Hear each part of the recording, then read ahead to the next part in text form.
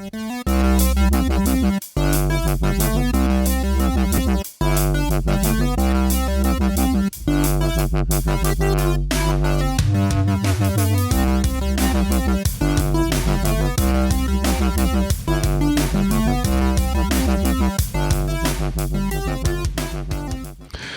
everybody, welcome to another episode of the LitRPG podcast. I am Ramon Mejia here, bringing you the latest LitRPG news, reviews, and of course author interviews.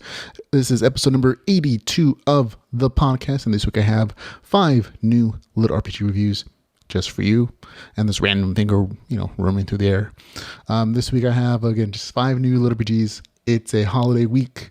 I'm recording this particular podcast a bit earlier than normal, so just 5. There are a lot of other new releases in the LitRPG community, so hopefully I'll have a chance to catch up on all those at some other point.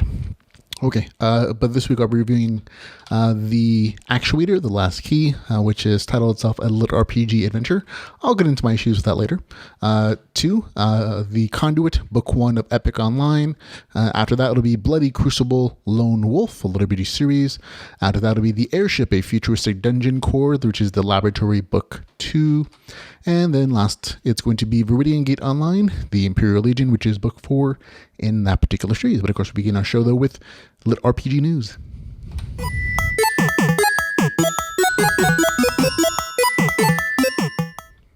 Now, our first story in LitRPG news is, this is kind of a funny one for me, at least. Gabriel Wathwig is breaking the mold again. He's the author of the first standard LitRPG, the Earth Online series, which is about EYRTH, if you want to go check it out. It is highly hilarious, full of pot humor, jokes, a bunch of fun stuff. But now he's changing the audiobook game too.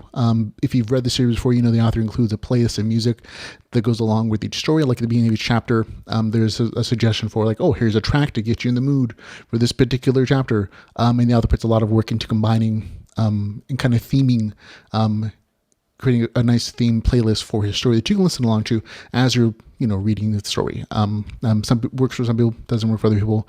I think it's a very innovative way to combine music and books. Now, the author wanted actually to do an audiobook version of his series, but Amazon is rather particular about copyrights because he doesn't own any of the rights to the music. It's just music he loves. And so he wasn't able to do it. So instead, he decided to make his novels into a podcast because nobody basically says, no, you can't do that. And so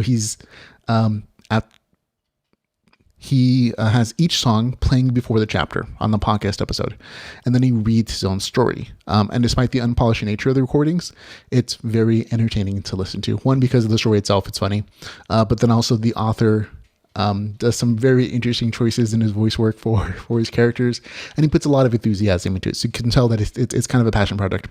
And again, it's very highly entertaining. I would encourage you to go check it out if you like stoner comedies in general, or just like stoner stories. Plus, it's free, so you're not actually going to lose anything. We have links to it in the show notes for the iTunes version, and it's also on Podbean. I believe you can also find it on Spotify as well. But again, free entertainment, super funny. Go check it out. You'll like it or you won't. But I thought it personally was very funny. Okay. Also in LitRPG news, we have this past weekend. If you hadn't heard, I hosted a LitRPG authors game session. It was myself, Charles Dean, James Hunter, Dakota Kraut, Blaze Corbin, and Hugo Huesca. All great LitRPG authors. All have really good stuff that I've reviewed. I don't think anything in there I've given less than a 7 out of 10 for most of it. And we just had a really fun time playing games and harassing each other and talking to the people in the chat room because it was on YouTube, YouTube Live.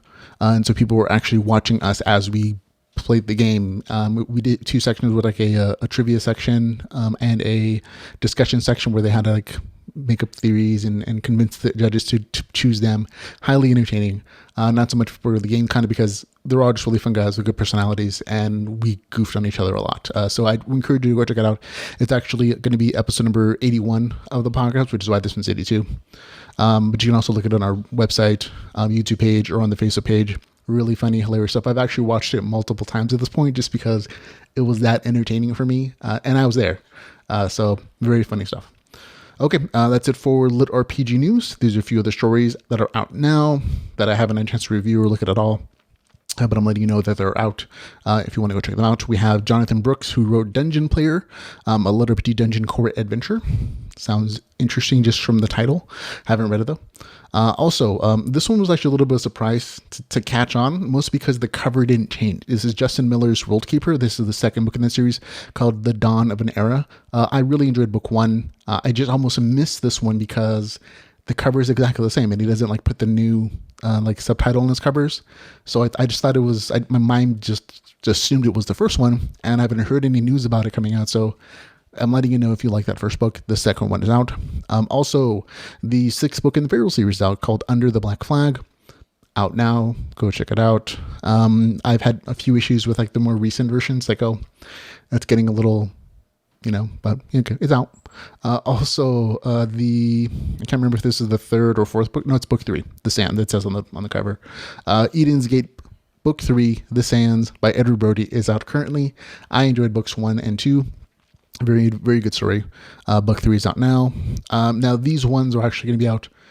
I'm recording this on before Thanksgiving. By the time most of you see this will already be out, which is why I'm clicking on the Out Now section. Wounded Legion, which is the book 2 in the Armored Souls series, which is a mecha LitRPG. Like if you liked Mech Warriors, this is that kind of story with all those kind of stats and builds and things. I enjoyed book 1. Book 2 is out. When most of you see this, it'll be out by then, called Wounded Legion. David Willimar's second book in his series is also going to be out. It'll be out by November the 24th, which is again when this is going to come out for most of you folks. It's the Greystone Chronicles, book 2, The Dire Lands. The author just put out his book 1 not that long ago, less than a month if I'm not mistaken.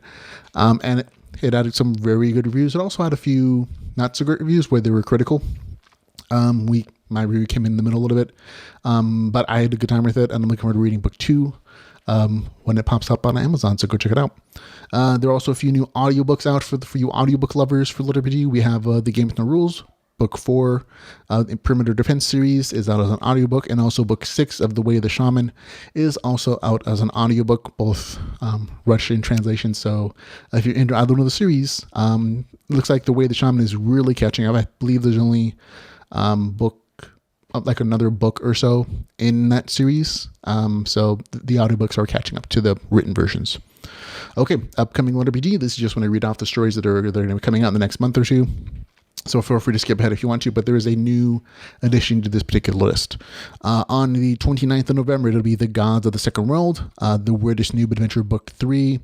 I forgot the date on this one, I apologize. The Dungeon Soul Book 3 is going to be out about then as well. On the November the 30th, it's going to be Infinite Assassins, Daggerland Online, Book 2. On December the 1st, according to the author, the Slime Dungeon Chronicles Book 4, I think it is. I keep forgetting to put the number in there.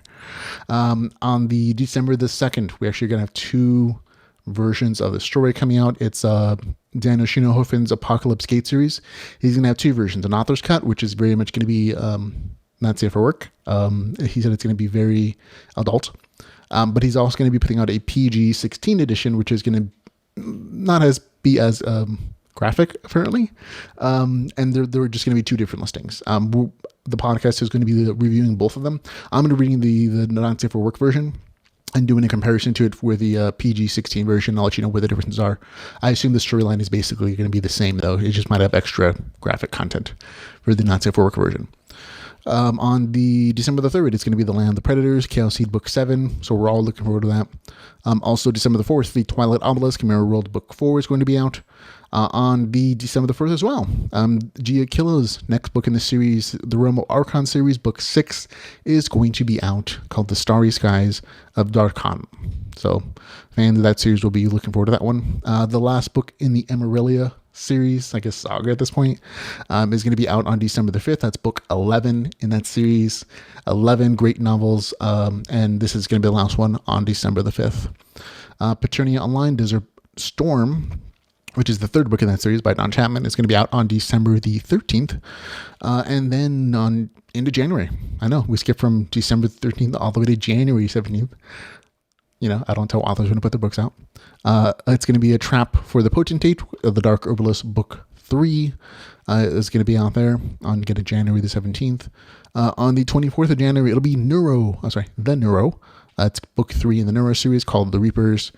And that'll begin January 24th, 2018. And there you go. Those are all the stuff that's coming up. On to new releases and reviews.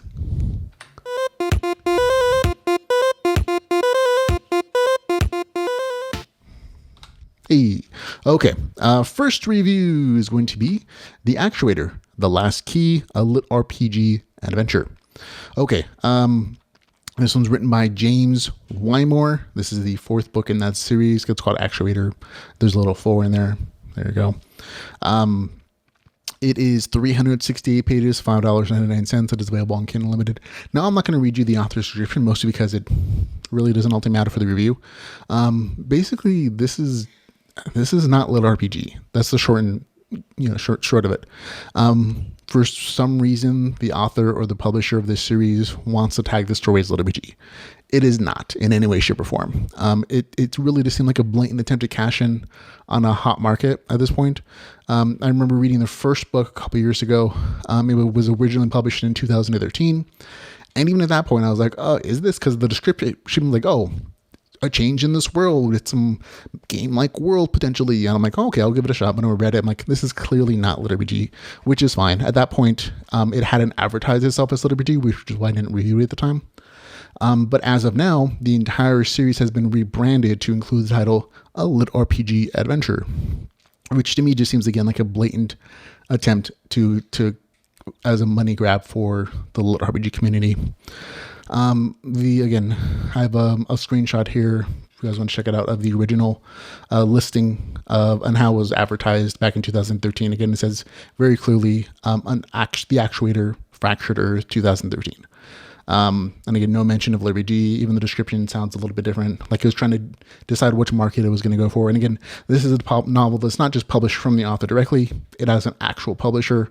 And so maybe it's just the publisher's pressure of, we want to try to, get into the hot market. I don't know. I can't say for sure. The story itself is not bad in any way, shape, or form. The writing's not bad. The story is decent.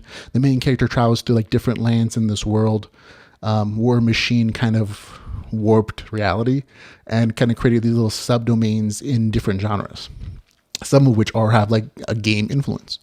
But again, there are no RPG mechanics in the story in any way, shape, or form, which means it's not LitRPG. That's it's in the title, and I think I think it's disingenuous to say that this series is, or to try to rebrand it as such, just to get people to pick up your story. It gets a score of 4 to 10 for me, but a bigger issue for me is like it hurts this author's name brand when this stuff happens, because people are going to start associating the author's name, James Wymore, with this tactic. And I'm like, he's not a bad author in any way, shape, or form. It's just, this is not the way to go about trying to get sales.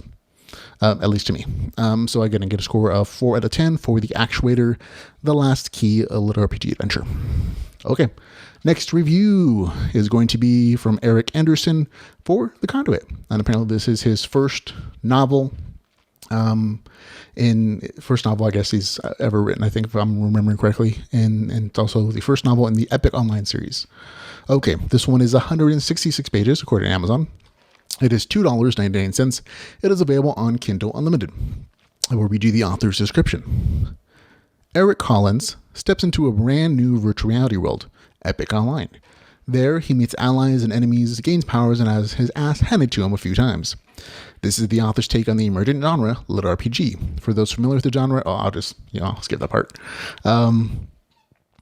Basically, there were some things I really liked about the story, but most of it, there were some serious issues. There are 2 well-developed, interesting parts of this novel. The first is the technology behind the ability to fully immerse oneself in the game, the Conduit, the tech that allows this. It's kind of like, if you remember in The Matrix, there's like a surgery they get, or they have that implant in the back of their neck.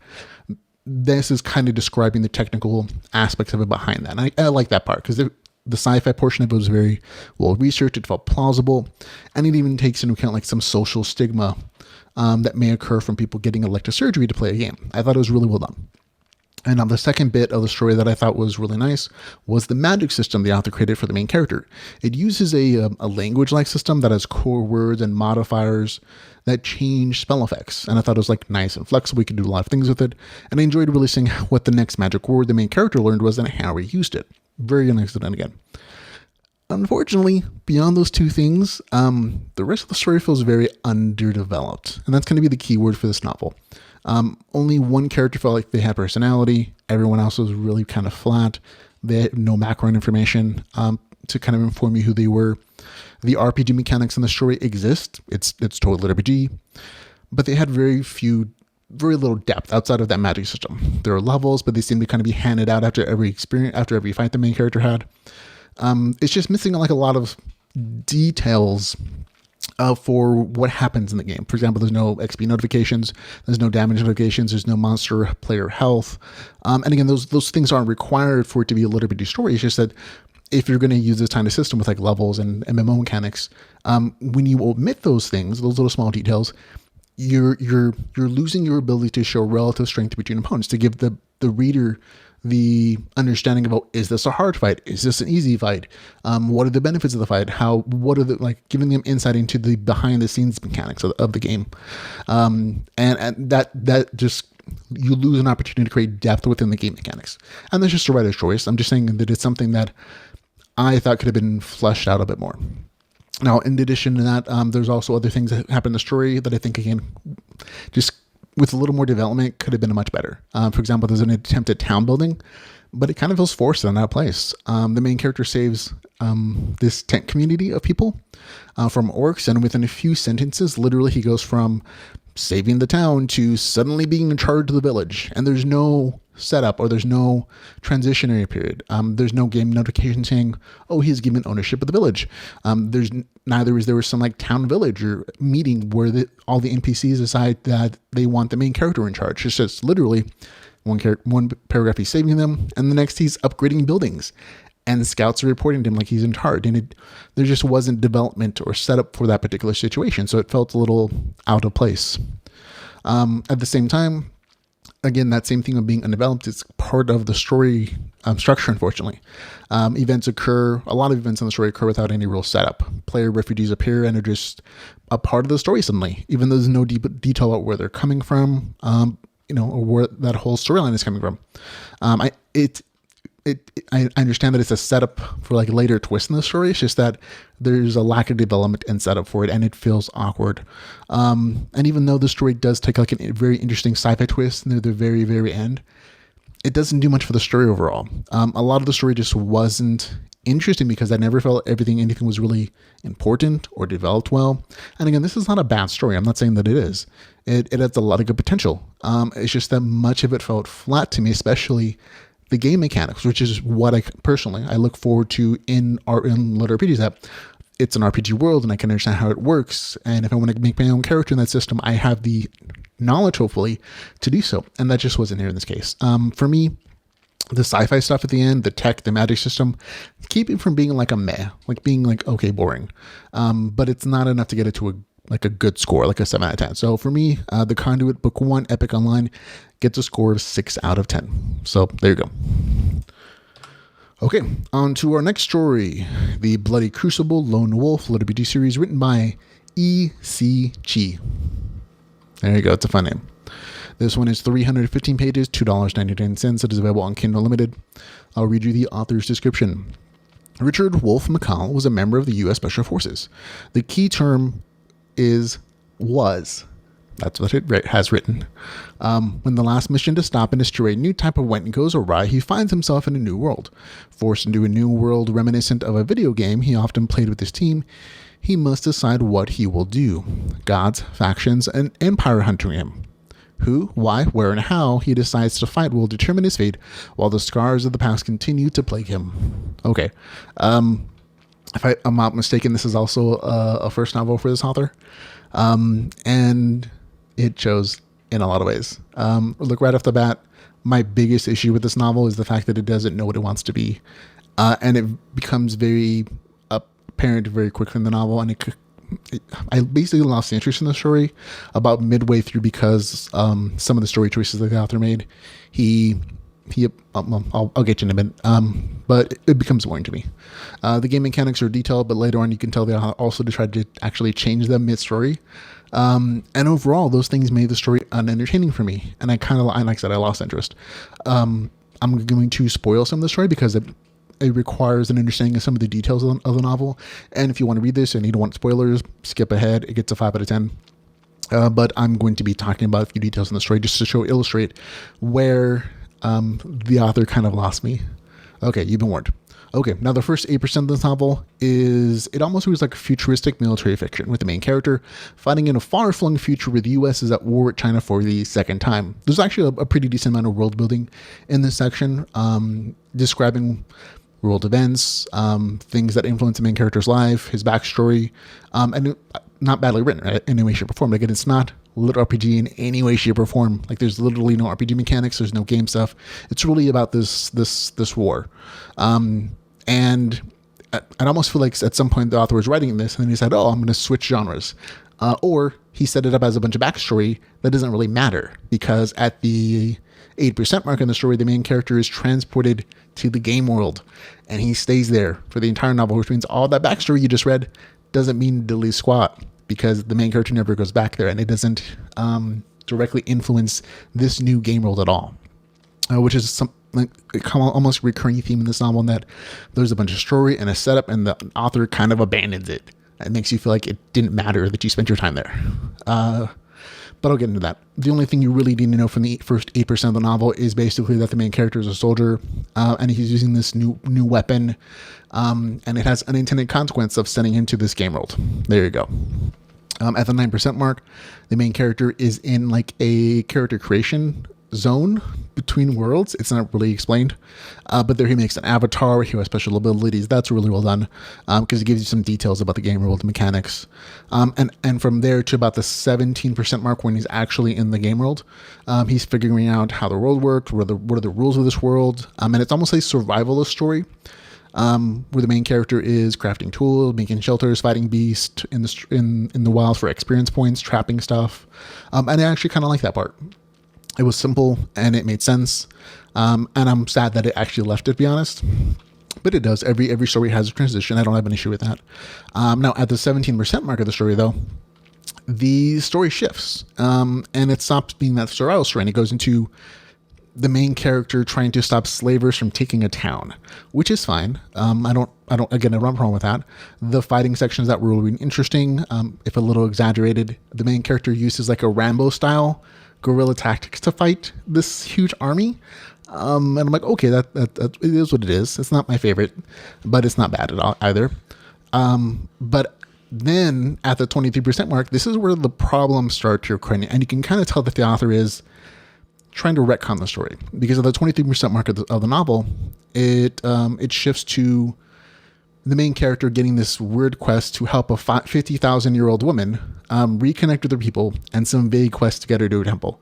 And then at the 38% mark, the author actually retcons the story, and he introduces gods, claiming that they're the ones who brought the main character to the story, kind of eliminating the entire, connection between the first 8% and the rest of the novel, where the main character is using this new weapon, and that's what gets him. And then at the 20%, it's like, no, it was really, 38% mark, it was the gods.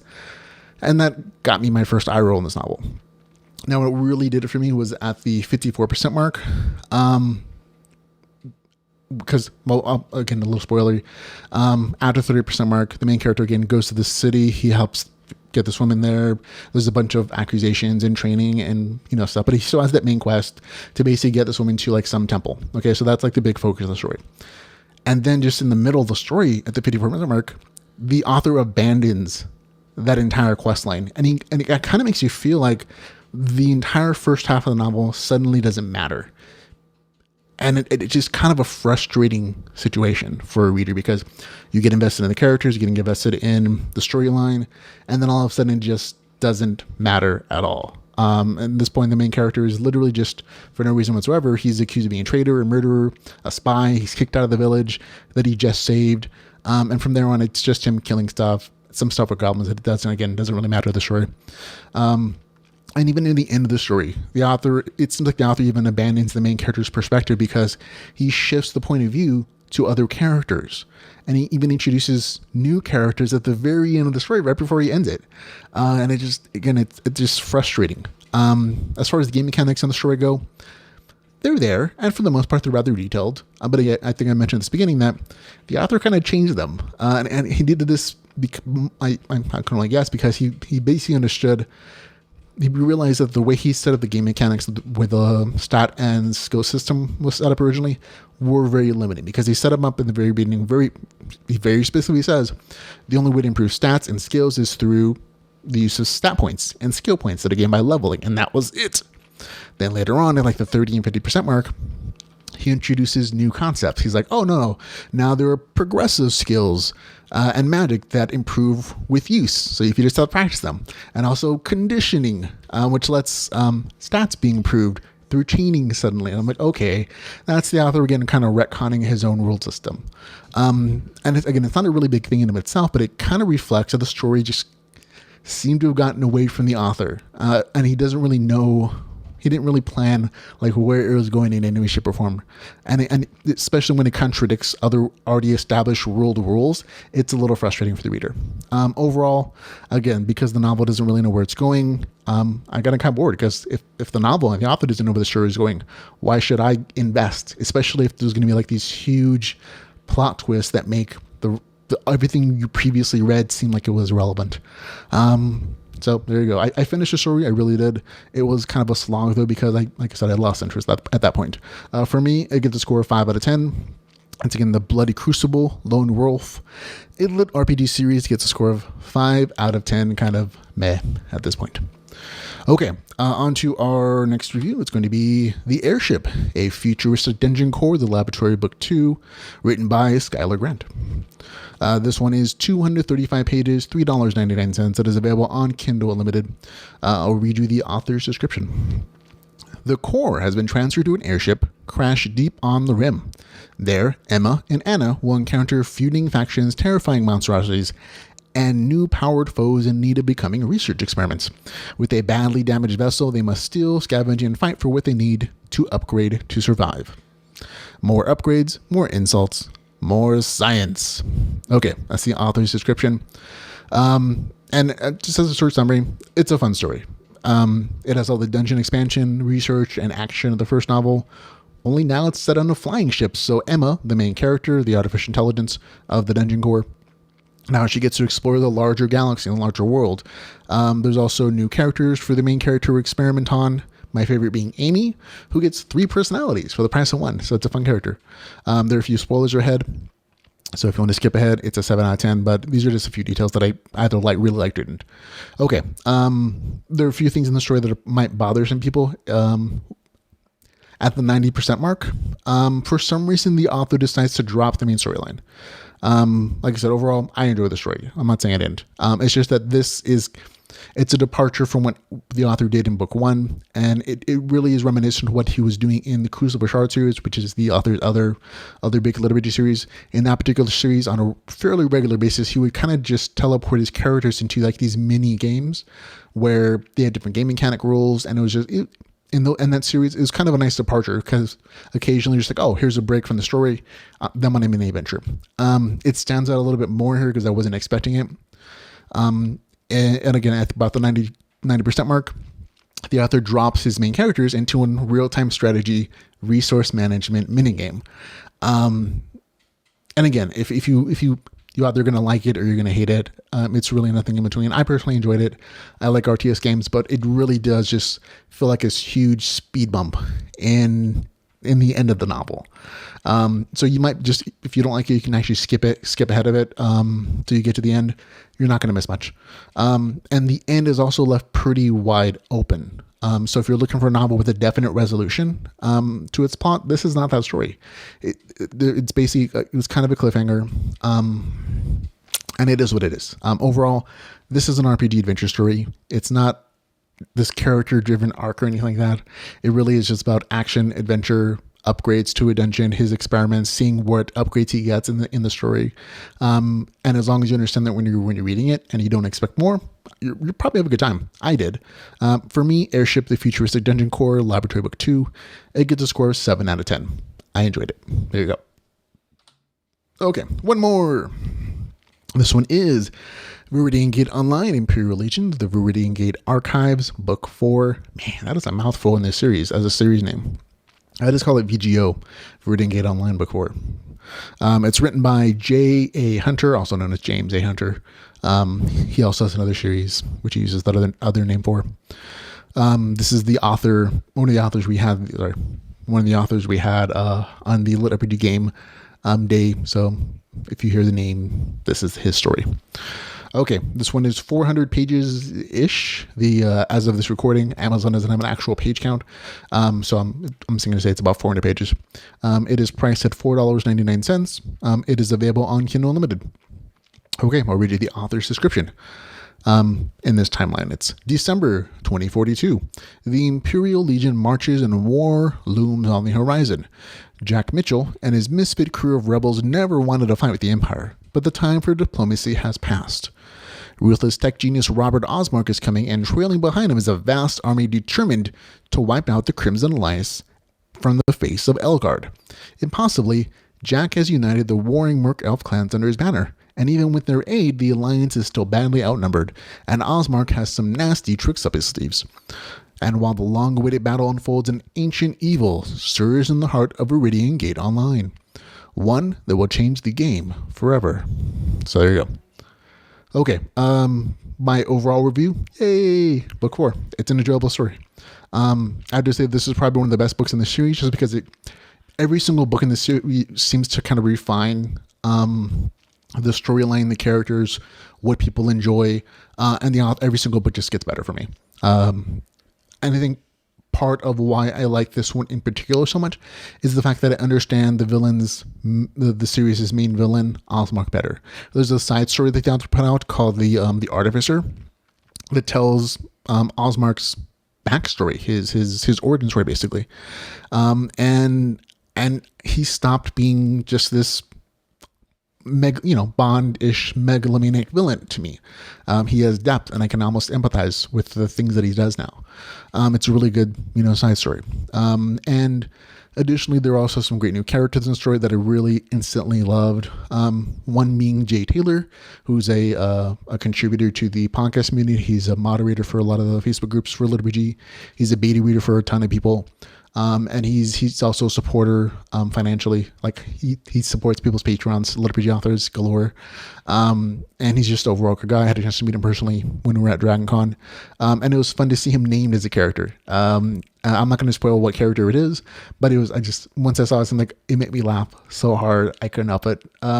Additionally, an actual longer term main character is Joseph the Gravemonger.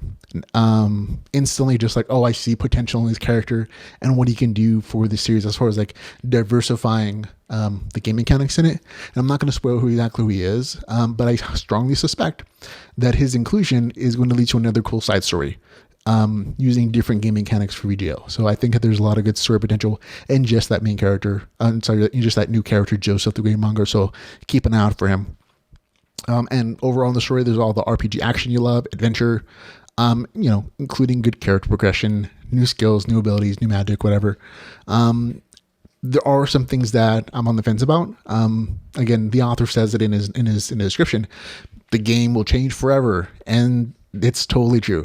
There's some things in the game I'm not sure if I'm going to like how it's going to change, but it is going to change whether I approve of it or not. I'm curious to see how it's going to play out in future stories. So like I said, I'm on the fence about it, but overall I enjoyed the story. Good action-packed story with plenty of nice surprises.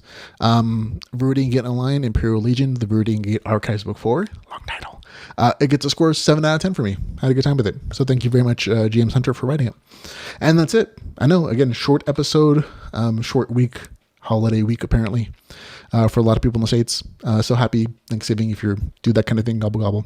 But that's it for me on the show for the week. Thank you very much for listening and following and for hanging out with me while I talk about LitRPG, folks. Without your support, I can't do the show at all. So thank you very much for giving me your time or your support. You can follow the show on Facebook, on Twitter, YouTube, on Patreon.